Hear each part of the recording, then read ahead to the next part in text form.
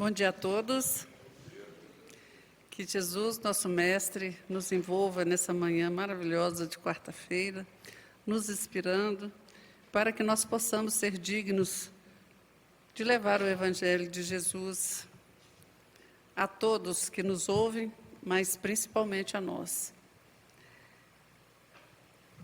Essa passagem, essa bem-aventurança de Jesus, ela cai muito bem nos tempos que nós estamos vivenciando. A limpeza de coração, os puros de coração, porque nós veremos a Deus. Tão felizes são aqueles que já têm puros o coração, os corações, porque eles verão a Deus. Nós vamos citar aqui, no capítulo 8 do Evangelho segundo o Espiritismo, tem essa bem-aventurança bem explicada, tanto por Kardec, como algumas instruções dos Espíritos. Essa passagem começa, Kardec coloca aquela bem-aventurança dos puros do coração, e ele cita uma passagem de Jesus, lá em Mateus capítulo 8, e depois Marcos capítulo 10, 13 a 16. Então, apresentaram a Jesus, então, umas criancinhas, a fim de que ele as tocasse. E como seus discípulos repelissem com palavras rudes aqueles que apresentavam, Jesus, vendo isso, repreendeu-os e lhes disse: deixai vir a mim as criancinhas, não as impeçais, pois o reino dos céus é para aqueles que se lhes assemelham. Eu vos digo, em verdade, que todo aquele que não receber o reino de Deus como uma criança, nele não entrará. E, tendo-as abraçado, abençoou-as, impondo-lhes as mãos. Então, é muito interessante que esse impondo-lhes as mãos, Kardec faz uma observação falando que Jesus tocava utilizando o seu magnetismo. E até hoje a gente utiliza isso com nossos filhos, né? Muitas pessoas deixaram de dar essa importância ao toque, né, aos filhos, às outras crianças ou às outras pessoas, com o sentido de abençoar. Então, quando éramos crianças, os nossos tios sempre nos cumprimentavam com a mão na cabeça, né? Deus te abençoe, então fazia uma fila, era muito, né? Deus te abençoe, tocando-nos a cabeça, abençoando. Então, é um momento importante que Jesus utiliza para abençoar, utilizando o seu magnetismo. E nós precisamos, né, refletir também sobre as observações de Kardec, que ele fala que a pureza do coração é inseparável da simplicidade e da humildade. Que isso exclui qualquer pensamento egoísta ou orgulhoso. E ele fala também dessa pureza, referindo-se às crianças. Mas nós, conhecedores do Espiritismo, podemos questionar como que Jesus fala da pureza da criança, se a criança é um espírito velho que está ali. Mas Jesus, ele faz essa analogia da criança na vida presente, né? E depois também Jesus, ele não fala que é igual à criança, ele fala que se assemelham. Porque as crianças, normalmente, com algumas exceções, né, de crianças que já vêm com alguma dificuldade em tenra idade de comportamento, mas as crianças são dóceis. A criança pode, às vezes, pegar uma birra, você pode pôr de castigo, repreender, mas logo depois a criança vem, te dá o bracinho, né, quer abraçar, procura a mãe, procura o pai. Então, é nesse sentido da criança não guardar rancor. A criança, ela abraça aquele que, de alguma forma, repreendeu ou impôs limite, daí a pouco ela esquece e vem te abraçar. Então, Jesus faz essa analogia da criança no tempo presente, de tenra idade. E ele não fala que nós seremos, né, que para ver o reino dos céus, para chegar ao reino dos céus, nós temos que ser iguais às crianças. temos que nos assemelhar em comportamento. Porque aí nós vamos estar trabalhando o egoísmo e o orgulho. Na lição Boa Nova, Humberto de Campos traz uma lição maravilhosa. E essa lição, ele fala sobre o apostolado de Jesus, seus discípulos, que eles eram sempre cercados por pessoas muito pobres, doentes, aqueles excluídos, né, que Jesus chamava de atropiados, né? Aqueles que estavam à margem da sociedade e para aqueles que Jesus tinha vindo, para os doentes, seja do corpo, seja da alma. Aliás, se o corpo está doente, normalmente é porque está trabalhando a doença da alma, né? Porque quem adoece é o espírito. Então, Jesus ensinou isso, estava ensinando para os seus apóstolos, para os seus discípulos. E Pedro sempre, a casa dele ficava rodeada dessas pessoas doentes, pessoas famintas, pessoas com todo problema, para entender o que Jesus veio ensinar, para serem consolados pelas palavras de Jesus. E assim acontecia com a maioria deles. E nessa lição, que é a lição 11 do livro Boa Nova, Humberto de Campos traz um momento em que Levi, que era um cobrador de impostos, que tinha uma vida boa, né? Ele tinha salário, tinha uma boa casa, tinha uma boa condição financeira e ele seguia Jesus. Então chegaram perto dele vários, né, doentes, vários morais, não só física como morais, e foi perguntar para ele, né? Olha, como que a gente vai conseguir chegar no reino dos céus? Como a gente quer informações sobre esse evangelho do reino, de modo a trabalharmos com mais acerto nas observâncias dos ensinamentos do Cristo. Então, esse coletor de impostos, que era a profissão de Levi, ele fala: afinal, disse eles aos infortunados que o procuravam, o reino congregará todos os corações sinceros e de boa vontade, que desejem manar-se como os filhos de Deus. Mas que podeis fazer na situação em que vos encontrais? Levi fala para eles o que era, né? Qual que é a proposta que Jesus veio trazer para a gente, mas fez uma pergunta muito dura para eles. E dirigiu especialmente a 3 deles. Fala: que poderás realizar, Lisandro, aleijado como és? E tu, Áquila, não foste abandonado pela própria família sob o peso de sérias acusações? E tu, Pafos, acaso edificarias alguma coisa com as tuas atuais aflições? Então, aqueles que foram interpelados entreolharam-se cabisbaixos, humilhados, e só aí reconheceram as suas próprias deficiências. A palavra rude de Levi os despertara, tomara-os uma dor sem limite. Jesus dissera nas suas pregações carinhosas que seu amor viera buscar todos os que se encontrassem em tristeza, em angústias do coração, né? Então, Levi, ao ser procurado por aqueles que sofriam, ele questiona se eles tinham alguma condição. Então, Levi reforça as suas mazelas, as suas dificuldades, ao invés de acolher como Jesus acolhia. Então, mais tarde, eles foram encontrar com Jesus. E Levi estava muito satisfeito, né? Porque ele pôs aqueles homens nos seus devidos lugares.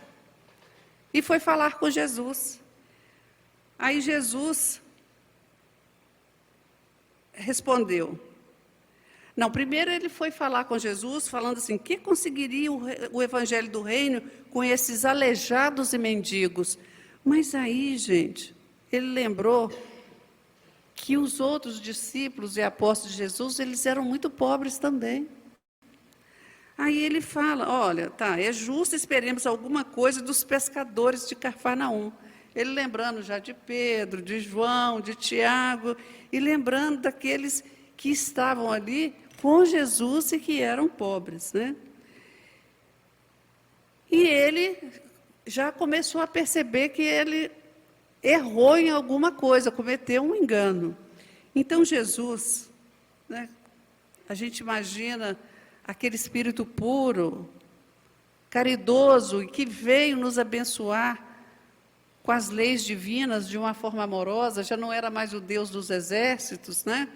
Ele já o chama de Pai, e fala assim, no entanto, Levi, precisamos amar e aceitar preciosa colaboração dos vencidos do mundo. Ai de nós, se não fosse a colaboração de todos, né? Se o Evangelho é a boa nova, como não há de ser a mensagem divina para eles, tristes e deserdados, na imensa família humana? Se tudo estivesse bem aqui no planeta Terra, precisaria de vir alguém, de Jesus descer, de vir missionários para nos ensinar o caminho? A gente já estaria no caminho, né? Aí ele continua, os vencedores da terra não necessitam de boas notícias. Os vencedores da terra não necessitam de boas notícias. Nas derrotas da sorte, as criaturas ouvem mais alto a voz de Deus, buscando os oprimidos, os aflitos e os caluniados. Sentimos-los tão unidos ao céu, nas suas esperanças, que reconhecemos na coragem tranquila que revelam um sublime reflexo da presença de nosso Pai em nossos espíritos. Já observaste algum vencedor do mundo com mais alta preocupação do que a defender o fruto de sua vitória material? Então, ele traz que os vencedores do mundo, eles estão preocupados mais em defender as suas conquistas materiais. Mas aqueles que venceram, venceram o próprio espírito, venceram as mazelas do espírito, eles estão já em posição de ajudar quem? Aqueles que estão aflitos, aqueles que sofrem. E quem estuda a obra espírita, quem estuda o livro dos Espíritos, quem estuda as obras subsidiárias, vai compreender isso claramente, que quanto mais elevado o espírito, mais ele trabalha em prol da humanidade. Então, na Revista Espírita, me parece que é de 1859, mas vocês podem procurar lá no Google, sobre uma entrevista que Kardec fez com o espírito de Júpiter, e onde eles falam que lá a preocupação deles maior, né, é em cuidar daqueles que sofrem. É em preocupar se alguém está passando necessidade, porque lá ainda tem a matéria, não tanto quanto a nossa. Mas acontece que se tem alguém que ficou viúva, a viúva não precisa se preocupar, porque todos vão amparar essa viúva na ausência do marido que voltou. Se tem órfãos, a obrigação é da comunidade de cuidar. Então, quanto mais evoluído nós estamos, mais nós fazemos a vontade do Pai, mais nós seguimos o Evangelho de Jesus, que é atemporal, que é esse cuidado.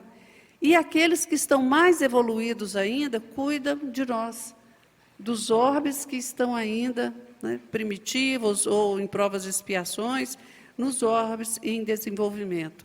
Ou seja, quanto mais elevado nós estivermos espiritualmente, moralmente, mais nós vamos estender a mão para as criaturas em sofrimento. Então, Levi pergunta para ele, Jesus explicando para ele, Levi pergunta, que ele se sentia, né, comovido E estava um pouco desapontado, né? Senhor, minhas observações partiram tão só do meu intenso desejo de apressar a supremacia do Evangelho entre os que governam no mundo. Aí Jesus falou, quem governa o mundo é Deus. Olha que interessante, não está acontecendo isso hoje no mundo? As pessoas estão lutando, brigando, desprezando, porque quer uma soberania, mas quer uma soberania humana. As pessoas defendem um Deus cruel, um Deus que destrói hospitais, né? Um Deus que destrói vilas, que matam crianças, que matam mulheres, que matam inocentes. As pessoas estão defendendo um Deus guerreiro. E sendo que Deus, a lei de Deus é a lei da paz, da harmonia. E nós ainda encontramos formas de tomarmos partidos em situações.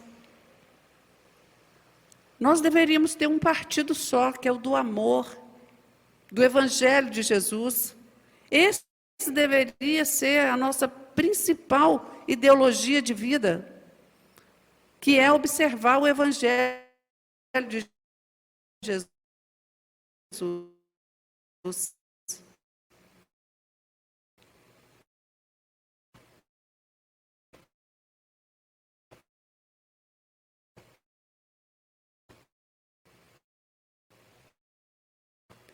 Então Jesus fala para Levi, e ele fala nessa lição, desculpa eu estar lendo para vocês, mas essa lição é tão importante que ela é dos dias de hoje, o que está acontecendo conosco hoje.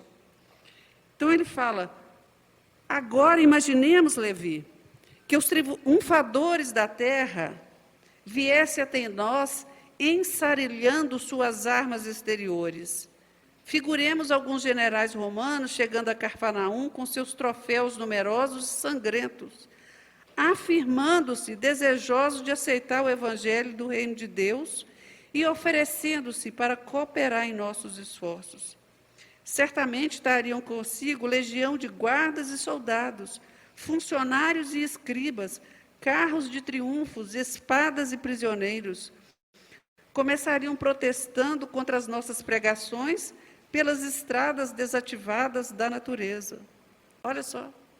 Porque quando se criam regras materiais para a pregação do Evangelho, quando se torna forma, as pessoas começam a criticar os próprios fundadores. Às vezes alguém cria uma igreja, ou um centro espírita, né? Alguma funda, né? E depois vão chegando pessoas com progresso, e de repente aquela pessoa com aquele bom ânimo que tinha fundado, ele já está defasado. E começam a criar regras do mundo.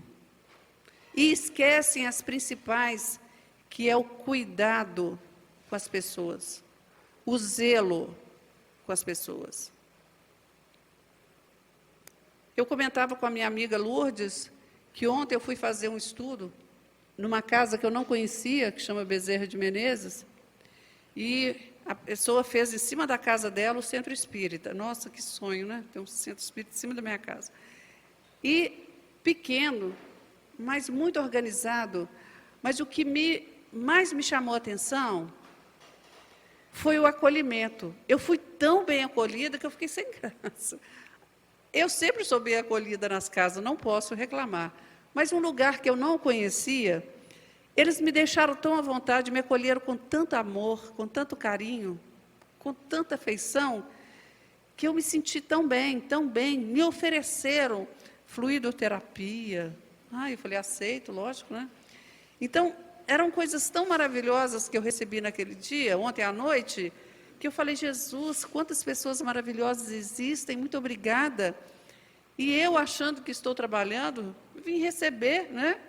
Recebi ali abraços, recebi fluidos, recebi todas as energias salutares. Então, nós precisamos entender como que funciona uma casa onde que Deus está no comando. Respeitar as suas leis. Isso não quer dizer, gente, que um centro espírita ou igreja não tem que ter disciplina. Nós ainda precisamos de uma coordenação, de um líder, mas o líder como facilitador para organizar as coisas, né? Não um carrasco, né, para ferir as pessoas. Nós precisamos de um guia, mas na terra, aquele que vai direcionar você a isso, aqui, só para isso, um facilitador. Porque o nosso guia e modelo é Jesus e o nosso governo é Deus, vem de Deus. É Ele que governa tudo. Então, Jesus continua falando para ele. Por não estarem no íntimo, desarmados das vaidades das vitórias, edificariam suntuosos templos de pedra, em cuja construção lutariam duramente por hegemonias inferiores. Gente, construiriam, Jesus vendo tudo o que ia acontecer, ele fala ali, né? Edificariam suntuosos templos de pedra, em cuja construção lutariam duramente por hegemonias. Uns desejariam palácios soberbos, outros empreenderiam a construção de jardins maravilhosos, recordando a ação das espadas mortíferas. Talvez pretendessem disputar a ferro e fogo o estabelecimento do reino de Deus, exterminando-se reciprocamente, por não cederem uns aos outros de seus pontos de vista, desde que cada vencedor se julga no mundo com maior soma de direitos e de importância. Olha aqui, irmão X fala para a gente. Não é isso que está acontecendo, gente? Cada um acha-se mais importante do que o outro. Cada um acha que tem a verdade. E nós vamos só nos libertar quando nós reconhecermos a verdadeira verdade. Que é a verdade que está no Evangelho de Jesus, que Ele nos ensinou. Eu sou o caminho, eu sou a verdade, porque Ele veio trazer tudo aquilo que nós temos que fazer. Ele não omitiu nada. E eu sou a vida, porque a verdadeira vida é a vida espiritual. Então, hoje, nós continuamos nos matando, nós continuamos em templos de pedras e com coração em pedra também. Nós ainda não nos despojamos do orgulho e da vaidade. Nós queremos fazer as coisas, mas nós queremos muito likes pelas coisas que fazemos, né? Todo mundo tem que saber que nós fazemos. Então, uma amiga veio me procurar e falou, Jaceira, eu fui pedir a alguém um enxoval de bebê, que um centro espírita que eu estou levando minha filha me pediu, perguntou se eu conhecia alguém, e eu conhecia. Eu falei, e esse alguém não sou eu? Porque eu trabalho com isso, não era eu. Aí ela pediu uma pessoa, e a pessoa entregou um kit, e falou com ela, eu preciso de um depoimento da pessoa que vai receber, para saber para onde que está indo. Ela falou, ai meu Deus do céu. Aí passou. Aí a menina estava internada, muito mal, e ela, mesmo assim, gravou um vídeo, porque ela tinha tido filho prematuro e tudo. Aí o que ela falou? Ela agradeceu a equipe do Centro Espírita, onde que ela tinha pedido.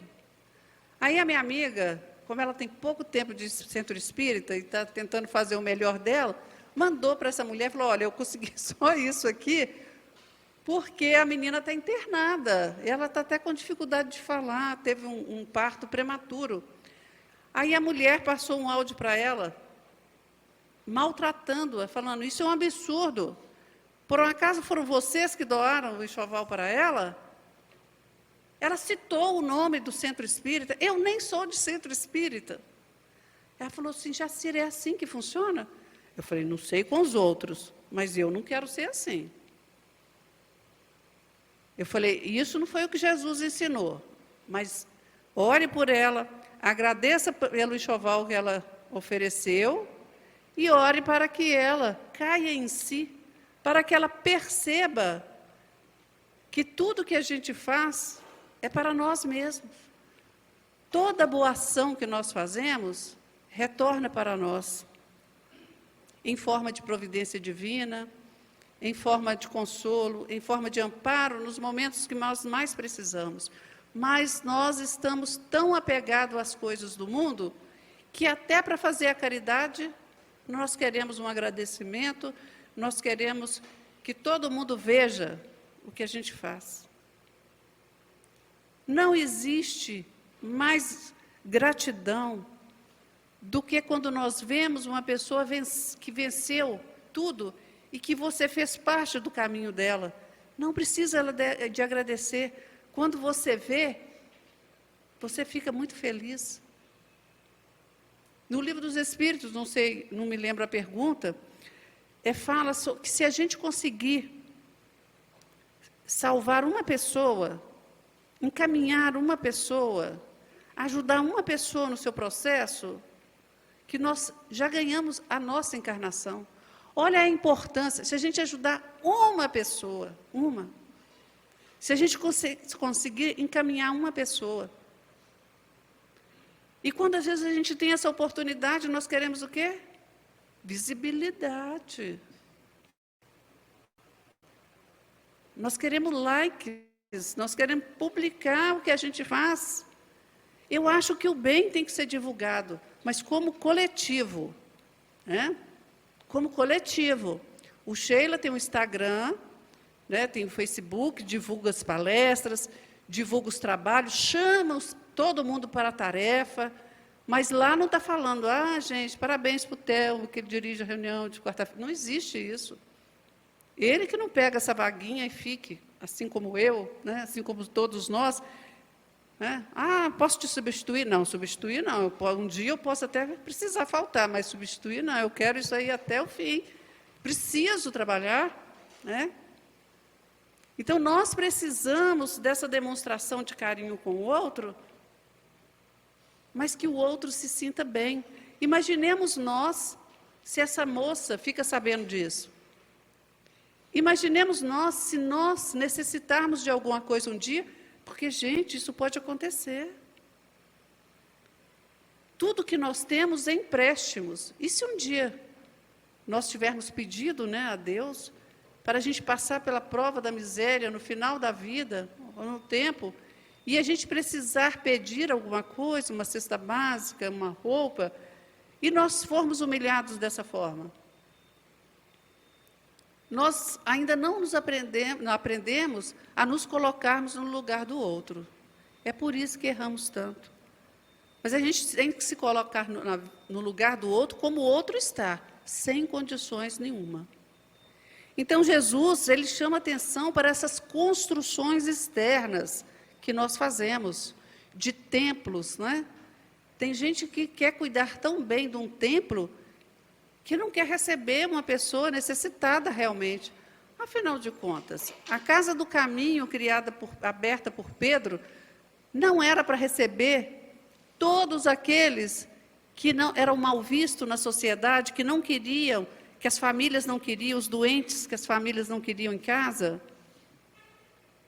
Aqueles que não tinham para onde ir, não eram esses que ele acolhia?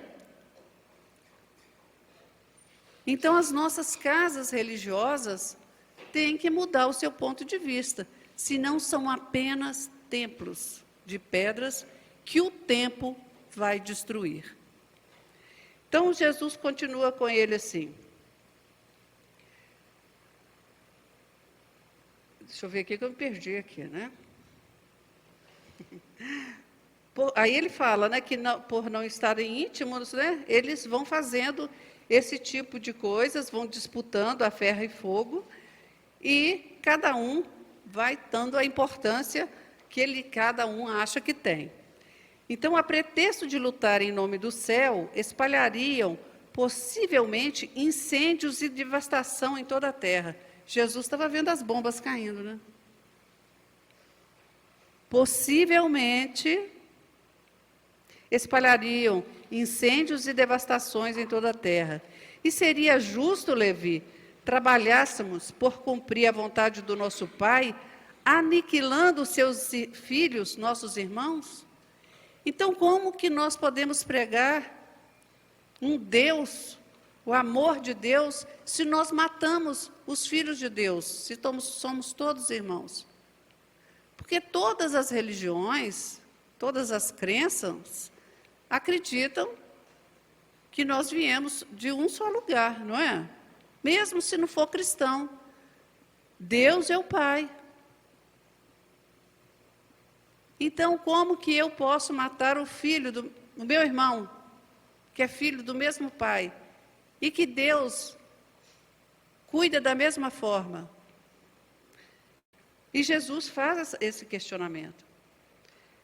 Então, o Levi ficou assim, né, sem saber o que respondia para Jesus, e Jesus continuou: até que a esponja do tempo absorva todas as imperfeições terrestres, através de séculos de experiências necessárias, são triunfadores do mundo os pobres seres que caminham por entre tenebrosos abismos. É imprescindível, pois, atentemos na alma branda e humilde dos vencidos. Para os seus corações, Deus carrega bênçãos de infinita bondade. Esses quebraram os elos mais fortes que os acorrentavam às ilusões e marcham para o infinito do amor e da sabedoria. O leito de dor, a exclusão de todas as facilidades da vida, a incompreensão dos mais amados, as chagas e espíritos são luzes que Deus assina na sombria, na noite sombria das criaturas. Então Jesus vem trazendo para Levi uma perspectiva do que seria, né?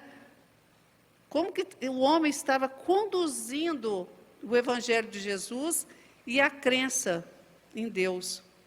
Um Deus cruel.